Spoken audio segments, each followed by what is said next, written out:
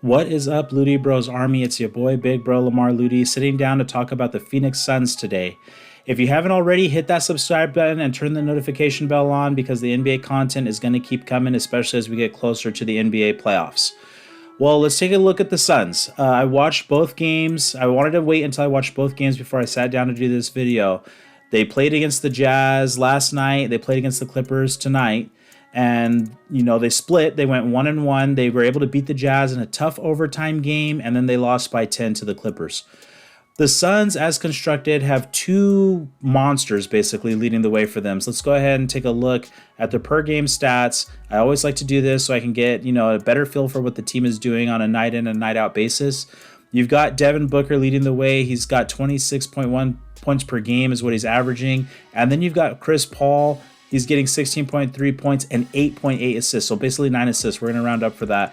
He's getting 9 assists with 16 points. They also have very balanced scoring, as you can see here. DeAndre Ayton is kind of like their third option, the third option on this three-headed monster. You have Jay Crowder. He's giving them nice production. He was a very good pickup for them from the Miami Heat. I'm really surprised that the Miami Heat didn't want to keep him around. So he's been brought over a sense of toughness here to this team, and he's always going to be involved if there's ever a skirmish, which we saw tonight with Patrick Beverley getting ejected from the game for some dirty play on Chris Paul. So the way that these guys are constructed, you have Devin Booker and Chris Paul leading the way, and they're getting solid support from their rest of the cast. But is this going to be enough for the Phoenix Suns to go ahead and make some noise deep into the playoffs? When we look at the standings tonight, the Utah Jazz are still sitting up. Even after they lost to the Suns, they still have a 2.5 game lead over them. They were able to bounce back. The Jazz were able to bounce back and beat the Blazers. So the Jazz still have a 2.5 game lead. And now you have the Clippers, who are 2 games behind the Suns, and they also hold a tiebreaker over the Phoenix Suns. If they have the same record, that means the Clippers are going to get that top seeding. In my opinion, you also have the Nuggets coming behind. They're on a 7-game winning streak, and you have the Lakers who are banged up, who are not healthy. So these are the top 5 teams in the Western Conference. Looking at this field of teams, I think that even though the Suns have this better record here, in a 7-game series, the Jazz, the Clippers, the Nuggets, and the healthy Lakers, with the emphasis on healthy Lakers, those are the teams that are going to be the legitimate contenders for the Western Conference title. I don't believe that the Suns, as constructed, are going to have what it takes to come out of the Western Conference or to honestly even get into the Western Conference Finals. Looking back at the team, they're really heavy with Devin Booker leading the way. And he has a toughness to him. He has a toughness to him that I liked. Watching these last 2 games, I was able to see that and pinpoint that. He's got a toughness to him that I really like. He was taking the challenge, going right at Kawhi Leonard. He was taking the challenge, going right at Donovan Mitchell for the Utah Jazz the night before. He went right at those guys, and that's what you need from your leader. But my question falls on Chris Paul. And I know that this might be a viewpoint that not a lot of people are going to agree with.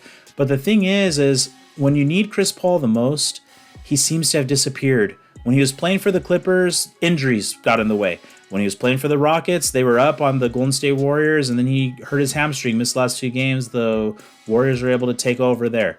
When you need Chris Paul the most, something always happens where things don't work out for him and his team after that. And that's my question with these Phoenix Suns is how are things going to work out for this team when the going gets rough? How are things going to work out for them and they're facing against one of those other teams? Now, I do want to point out Cameron Payne tonight. He did play very well as the backup point guard to Chris Paul. He had 9 points, a couple of assists, a couple of rebounds in 16 minutes. He was very aggressive. I think that was the main takeaway for me in this particular game. Looking at the box scores from the 2 previous games, we're seeing a lot of players contributing here. We've got Michael Bridges getting 20 points, DeAndre Ayton chipped in 18 and 10, Devin Booker leading the way, Chris Paul 13, 3, and 7. Cameron Payne played very well off the bench in that backup point guard spot. And if we look at the previous game, the rotation's a little bit shorter here, but we're still getting contributions. You have Cameron Johnson. He had a nice game with 11 and 8 off the bench. It's just you don't know where your points are going to come from when it comes to a team like this. So they kind of remind me of the Utah Jazz in that they have a lot of weapons. But when it comes down to it, the question is going to be how far can Chris Paul and Devin Booker take you? And I don't think that they're going to be able to get past those teams in the Western Conference. Like we said, when you look back at the standings, you've got the Jazz, you've got the Clippers, the Nuggets, and the Lakers when healthy. I keep throwing the asterisk on the Lakers when healthy because they have a lot of things going on down there in Lakerland. But I think that the Suns are strong enough to get past the first round. But even then, look at this matchup would be with the Mavericks. I think the Suns are good enough to win that matchup. I think they have the leadership of Chris Paul to get them out of that first round. But in the second round, it's going to tighten up, especially if they had the Clippers in that very first round, which is how things would look if everything stands pat. You have the Suns and the Clippers in the first round. The Clippers can do some damage, as we saw tonight. They could potentially get them in that second round matchup. So that's the interesting thing here with this, the way that these seedings line up. I feel the Clippers are more in danger facing certain other teams from down here than they would be in a 7-game series facing the Suns. So I do feel like the sun might be setting for these guys down in Phoenix. I feel like the Jazz, Clippers, Nuggets, and Lakers are more well equipped to make those deep playoff runs and face an eventual Eastern Conference champion than the Suns are. So I don't really feel like there's much need to look over at the Eastern Conference to find a comparison. I feel like the Suns are blazing hot right now, but we'll see what happens come playoff time. But let me know what you think down in the comments below. Let me know what you feel about the Phoenix Suns, if you think that they're a team that has those true championship aspirations, or will they run into some trouble here in the playoff? When you have Devin Booker here and Chris Paul as your leader, and like I said, he's had a great career. He's a first ballot Hall of Famer, but it just seems like it's hard for me to put my money on this team when there's been so many injuries and so many issues with his teams that haven't been able to get over the hump. And I feel like that's going to be like that again for this team this year. But let me know what you think down in the comments below. Thank you for watching this video, and I'll see you guys next time.